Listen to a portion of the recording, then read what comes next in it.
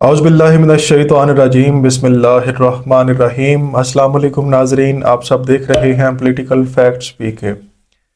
ناظرین، ملک کے بڑوں نے سیاستدانوں کے ساتھ سیاست کر دی ہے۔ جی ہاں، آپ نے ٹھیک سنا ہے۔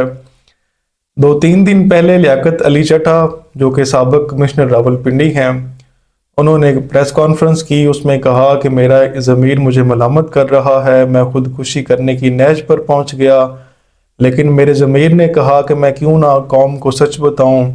میں نے دھاندلی کروائی، 13 MNAs اور ان کے نیچے جو MPAs ہیں، ان کا سارا جو الیکشن ہے، جو رزلٹ ہے، وہ دھاندلی زدہ ہے۔ 70 ہزار کی لیڈ سے لوگ جیتے ہوئے تھے جن کو ہم نے ہروایا ہے۔ ROs رو رہے تھے، DROs رو رہے تھے جب میں ان کو یہ آرڈر دے رہا تھا کہ آپ نے دھاندلی کرنی ہے۔ اس کے بعد کمشنر صاحب کو کیپچر کر لیا جاتا ہے، اور یہ واقعہ تب پیش آتا ہے کمشنر والا جب نون لیگ یہ اناؤنس کرتی ہے کہ ہم اپوزیشن میں بیٹھیں گے اور صرف پنجاب کی حکومت لیں گے۔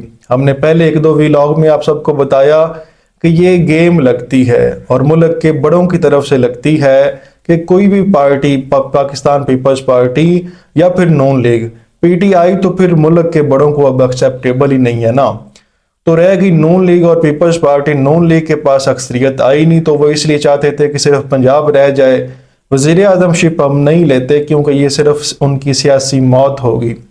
جی ہاں، وزیر اعظم شپ سیاسی موت اس لیے ہوگی کہ ملک جس نیج پر پہنچ چکا ہے اس نیج سے زیادہ آگے جائے گا، اور بدنامی کس کی ہوگی؟ اس کی جس پارٹی کا وزیر اعظم ہوگا۔ جب نون لیگ نے اناؤنس کیا کہ ہم اپنا وزیر اعظم نہیں بنائیں گے، ہم اپوزیشن میں بیٹھیں گے، PTI یا آزاد اراکین بالکل بے شک بنا لیں اپنی حکومت، اس وقت مقتدر حلقوں نے یہ گیم کھیلی اور بتایا نون لیگ کو اور پیپلز پارٹی کو، بتایا کہ یہ تمہاری اوقات ہے، یہ دھاندلی ہو کر الیکشن ہوا ہے، اگر جو ہے وہ ہماری مرضی پہ نہیں چلتے تو پھر کیا ہوگا؟ پھر جو ہے نا، وہ جو چٹھا نے کالا چٹا کھولا ہے اس کی وضاحت ہوگی، اور آگے جو سیٹیں آپ لوگوں کو جیسے دی گئی ہیں ویسے واپس بھی لی جا سکتی ہیں۔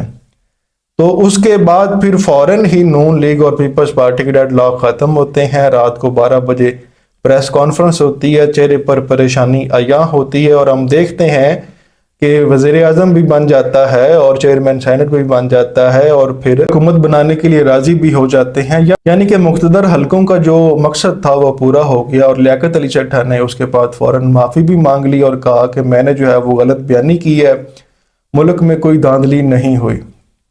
ناظرین، اس پہ پہلے بھی بات کی تھی کہ اسٹیبلشمنٹ کا مقصد یہ ہو سکتا ہے کہ الیکشن کو کالعدم کر دیا جائے اگر نون لیگ اور پیپلز پارٹی میں سے کوئی حکومت نہیں لیتا، تو اس کے بعد نگران حکومت کو لمبا کر دیا جائے۔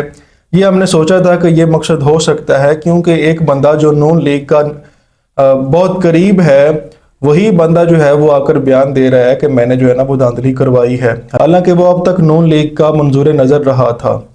ناظرین، اب کہانی ساری سمجھ آ گئی ہے کہ یہ کہانی کیا تھی۔ یہ کہانی یہ تھی کہ یا تو حکومت لے لو، یا پھر سارے جو سیاسی لوگ ہیں وہ پھر اپنی سیاست کو دفن کر کے بیٹھ جاؤ، اور پھر ملک میں جو ہے وہ نگران سیٹ اپ ہی چلے گا یا پھر ایمرجنسی والا سیٹ اپ ہی چلے گا۔